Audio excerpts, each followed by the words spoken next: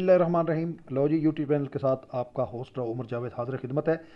आज हम supreme court में जो केस शुरू हुआ है, पार्लियामेंट ने जो supreme court procedure and practice bill मंजूर किया था, अभी ताहाल वो कानूनी बन सका क्योंकि सदर मुमलकत के दस्तखत नहीं हुए हैं।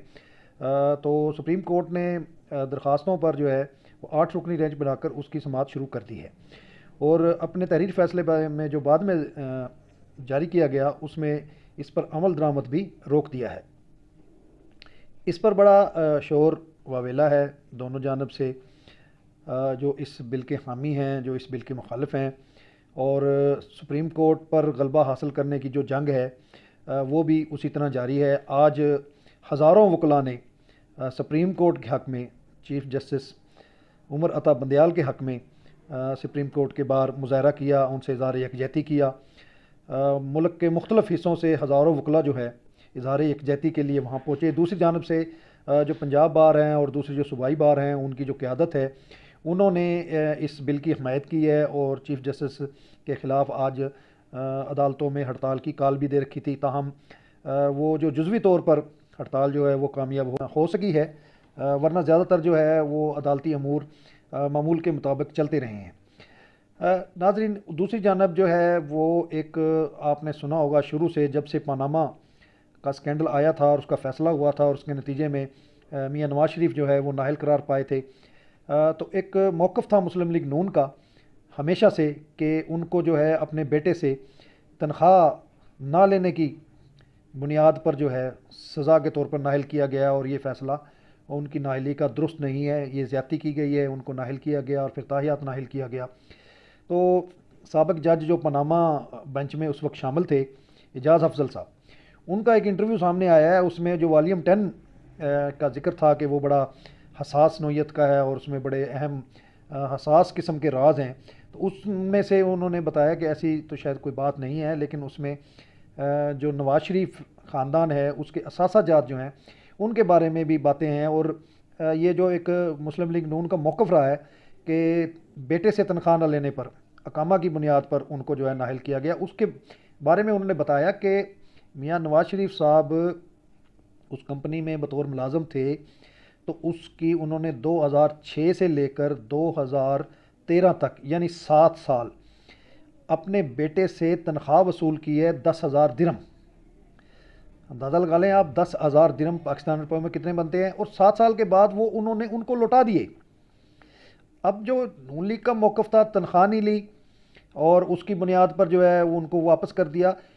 असल जो केस है वो है मनी लॉन्ड्रिंग का, वो असासाजात छुपाने का, उस पर नहीं आ रहे। और नून लीग की हमेशा से ये एक थ्योरी रही है उनका, ये आप कह लें कि ट्रैक है उनका, कि वो हर चीज़ को दूसरे अंदाज से अवाम के सामने पेश करते हैं, अपनी गलतियों को भी अपनी कामयाबी के तौर पर पेश करते हैं। और बदकिस्मती से पीपल्स पार्टी जो जमहूरियत और आइन की हमेशा पासदार रही है, अपने 2 चेयरमैनों की कुर्बानी देने के बावजूद कभी उन्होंने आइन के ख़िलाफ़ बगावत नहीं की, कभी उन्होंने अदलिया पर हमला नहीं किया। नून लीग का तो 1997 हमला भी जो है वो भी ऑन रिकॉर्ड है। तो बदकिस्मती से अब वो भी इस इक़्तिदार की जंग में शामिल होकर नवाज शरीफ के ट्रैक पर चल पड़े हैं और वो भी अब आइन की ख़िलाफ़ वर्जी खुल्म खुला करने पे उनके वज़रा बयानात आ रहे हैं और वो सुप्रीम का हुक्म मानने से भी इनकार कर रहे हैं। तो इस किस्म की चीज़ें हैं। पीपल्स पार्टी भी अपने ट्रैक से हट गई है। लेकिन जो नून लीग के चाहने वाले हैं उनके लिए ये बड़ी अफसोसनाक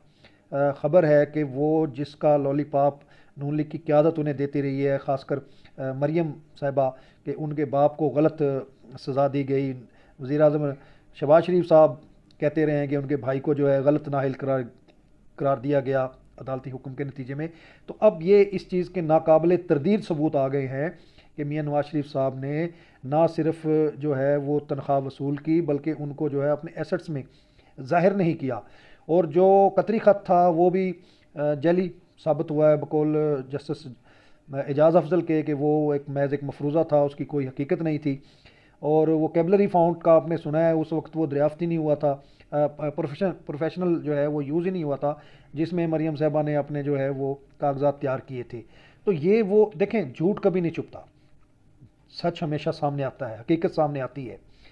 और माजी में जितनी झूठ बोली गई, जितना लोगों को गुमराह किया गया और उसके पीछे अपने जो है संगीन जराइम छुपाए गए, आज वो ऐसा ऐसा जो है वो ज़ाहिर हो रहे हैं। और मुखालफिन पर आप देखें कितने संगीन इल्ज़ामात, ज़ाती नौयत के इल्ज़ामात लगाकर उनको बदनाम करने की कोशिश की जा रही है, बयानियाँ बनाने की कोशिश की जा रही है। लेकिन लोग जो हैं याद रखें कि ये 1997 नहीं है, ये 90 की दिहाई नहीं है, ये 2023 है। अब टेक्नोलॉजी है, सोशल मीडिया है, और कोई भी झूठ को पकड़ना इतना मुश्किल नहीं रहा, वो बहुत जल्द जो है वो सामने आ जाता है।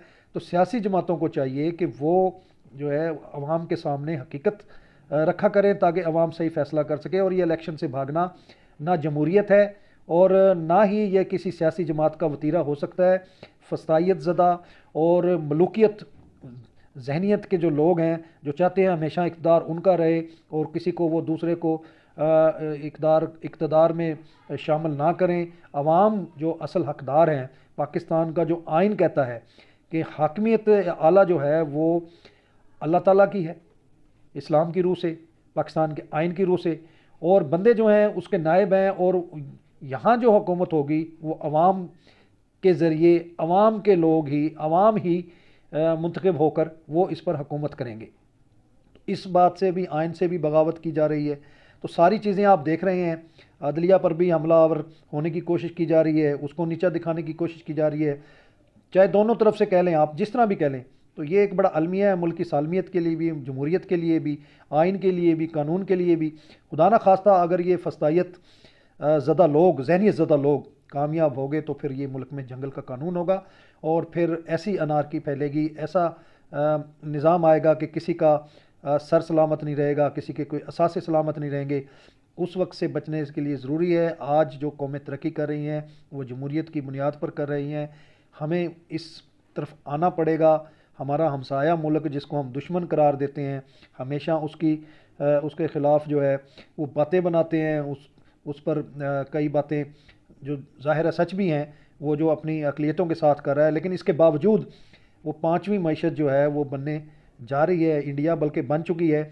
आप वहाँ तरक्की का अमल देखें तो वो बहुत ज़्यादा है, इसलिए कि वहाँ जमहूरियत है, वहाँ बाकायदगी से इलेक्शन होते हैं। जो हुकूमत में बैठ जाता है वो ये नहीं कहता कि बस मैं नहीं इलेक्शन कराऊंगा, मैं मज़ीद आगे जाऊंगा, मैं एक साल के और ज़्यादा आगे जाना चाहिए, फ़लाँ को जो है हुकूमत में नहीं आना चाहिए। तो इस किस्म की चीज़ों से बचना जो है वो जमहूरियत के लिए सूदमंद है। और इस चीज़ पर आना कि सिर्फ मेरी हुकूमत और मैंने ही रहना है, तो ये जमहूरियत के लिए ख़तरनाक है। अगले व्लॉग तक के लिए इजाज़त दीजिए। जाते जाते आपसे गुजारिश, मेरे यूट्यूब चैनल को सब्सक्राइब करें, लाइक करें, वीडियो शेयर कर दें, बेल आइकॉन जो है उसको दबा दें ताकि हर आने वाली नई वीडियो आप तक पहुंच सके। अगले व्लॉग तक के लिए इजाज़त दीजिए। अल्लाह हाफिज़। पाकिस्तान जिंदाबाद।